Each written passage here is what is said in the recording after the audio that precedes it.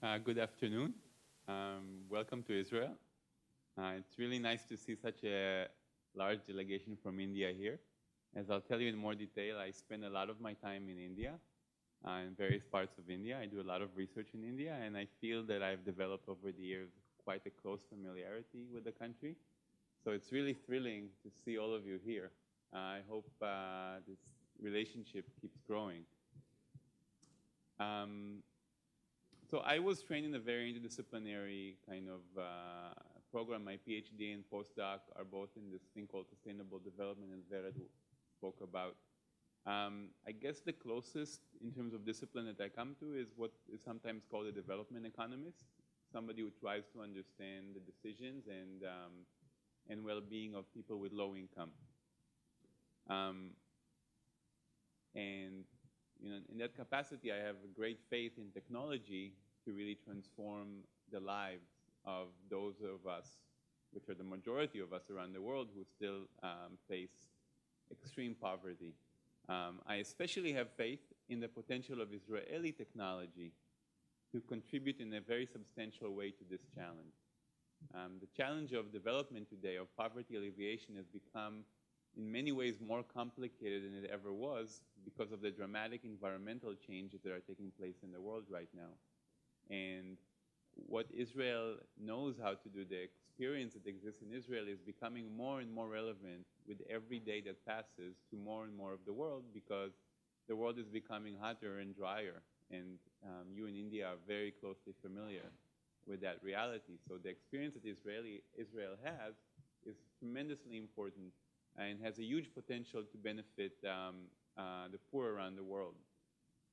But at the same time, even though I'm very, very appreciative of and confident in the potential of technology, I am also very, very much keenly aware that developing great technologies is not going to do the job by itself.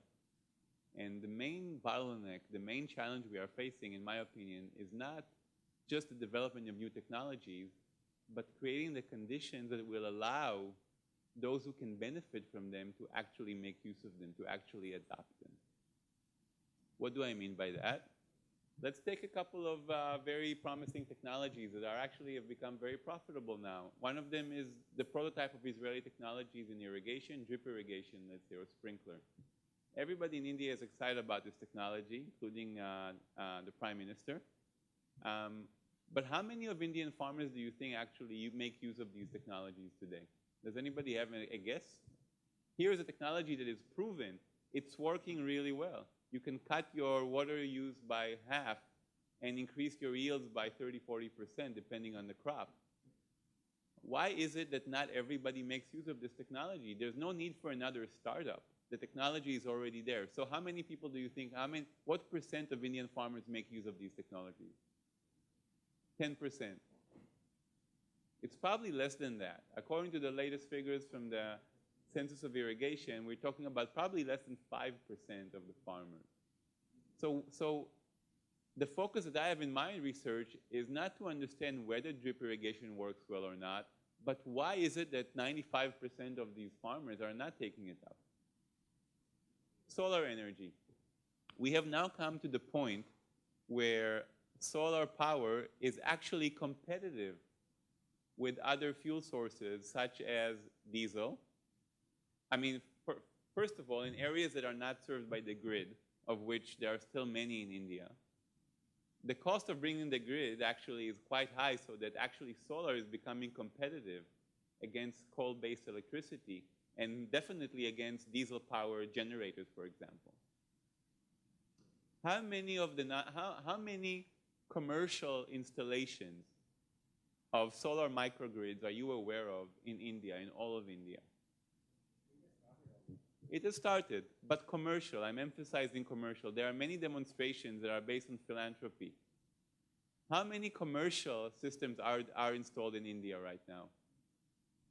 I think that's a very small number. I don't know the exact number. I'd be pretty confident there are less than 50 to 100 villages, maybe, or hamlets that actually have solar microgrids installed. So why? What are these factors? And I come from physics, actually, but today I'm I think we're doing a great job on the physics. We have all these great technology. The engineers are doing their job. And India, by the way, has a brilliant generation of engineers, absolutely phenomenal. I think our main gap is understanding what makes these low-income people, the farmer who has to decide what technology to use, the rural household deciding where to get their energy, how they make their decisions. Look, India is a nation that already knows how to put a satellite in space. India's technological achievements are phenomenal. But a government that knows how to put a satellite in space is still unable to figure out how the mind of its citizens works. And I'm talking about the typical citizen who lives in the village in rural India. This is not only India, this is typical everywhere in the world. We just have not been able to crack open the mind of the Indian farmer. And we need to be able to do this in order to understand their needs, in order to understand what business model is going to allow these technologies to really diffuse, to really have their impact. So I adore the achievements of the engineers, and I think these activities are bliss and absolutely critical. What we're trying to introduce in my lab, and I just moved here a year ago, is to introduce that element of the human side, the social side, to also complement the technological aspect. And this is also a realm where technology obviously has a role to play. Now we have, ICT opens a whole new way of maybe interacting with people, reaching out to people. I'll tell you about a few of the projects we have just as examples, and I'll focus on the Indian examples. They'll probably be of greatest interest to you. So right now, for example, we have a couple of projects. By the way, all of our research is very applied. It's not theoretical. We spend a lot of time in villages, in the field, talking to people. It was my great joy as a graduate student. I studied physics here, and I went to do my PhD at Columbia University. And then from Columbia University, I ended up traveling to India to spend time in the field. This is an example of a disruptive technology, right?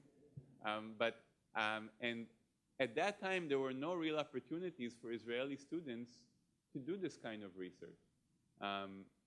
So I figured, the more I worked in the agriculture, irrigation, and energy sector, I realized Israel has so much to offer, and yet our students never have any opportunities to do this as part of their training. The stuff that Vered spoke about is amazing. I think that Vered also, these initiatives of opening this as a summer course, I think Israeli students are going to be great at this kind of research. We're already seeing that. So I had the joy of doing it as a graduate student. Now I see my students now are going to India, going to Nepal, and they're loving it, and they're doing a great job. I think, so there are a few issues worth raising here. One is I want to challenge you as India, as the Indian society. It's very hard to find bright young Indians who want to do work on these subjects. Most young, bright Indians want to go and study engineering or medical science, become engineers or doctors. That's tremendously important, don't get me wrong. But I think India also needs some of its brightest to also turn their attention to the social challenges. There's probably a stigma issue related to this. It's not considered to be as prestigious, like rural development is probably not considered to be as prestigious as engineering or medical science. But I think you'll all agree that it's very much missing. When that happens, there will be no need for American, European, or Israeli students to do this kind of work, because Indians are going to do a much better job at this than they are. But until that time comes, I think it will be nice for us to find opportunities to use these international collaborations to inspire young Indians to get involved in this sort of thing. And maybe like Engineers Without Borders, those kind of alliances could be a good basis for that. So we have projects in Karnataka around irrigation, drip irrigation. We have projects in Nepal around solar energy, and in UP also, actually, in Unnao in UP, one of the first experimental installation of microgrids. One of the emphasis of the research we do is we are looking for successful models that don't have to rely on philanthropy, but models that can be successful from a commercial point of view, because we believe that those are the kind of models that actually have a chance to scale up and diffuse and have a real impact. And I can give you more specifics on these examples happily later or during the questions. I'll say one more thing about education. Just like Vered mentioned, we're also trying to create the kind of programs here in the university which involve students not only sitting down in front of a lecturer just sharing, sending information one way to them, but actually as part of their classes to actually conduct applied research projects, whether in campus or outside the campus, where they actually try innovative approaches to solving all these kinds of issues. And they're not just learning about it theoretically, they're applying it. And while they're applying it, they're learning the techniques that will enable them to evaluate whether a specific approach is actually viable.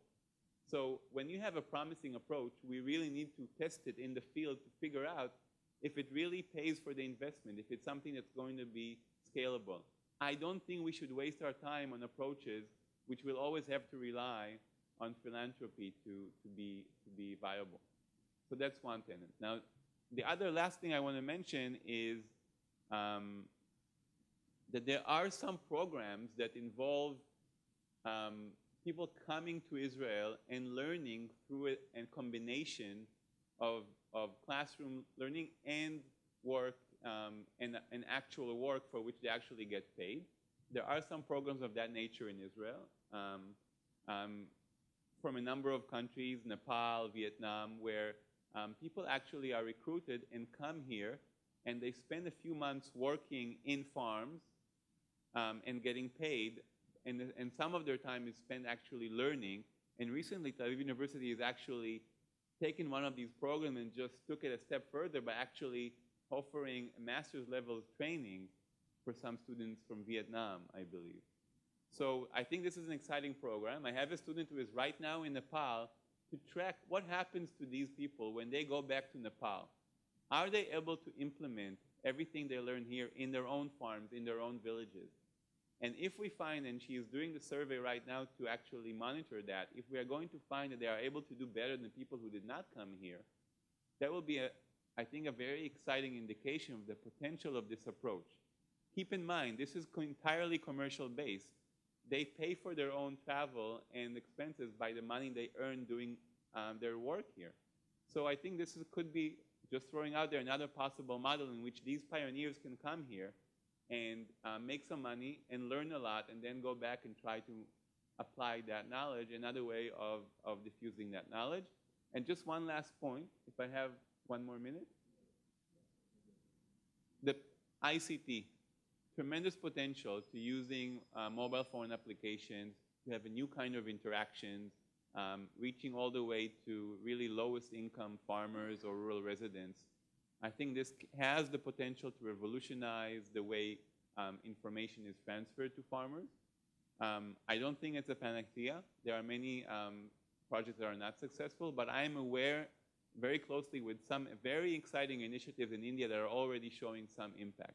I think the point is, if you have information which is useful for farmers, and that's a big if, that's another bottleneck, but if the information is useful, then this technology, this platform can really enable its massive diffusion, and we really need more innovation in that sector. I'm sure there's a lot of energy in that going on both in India and here, so that's obviously a potential area of collaboration. So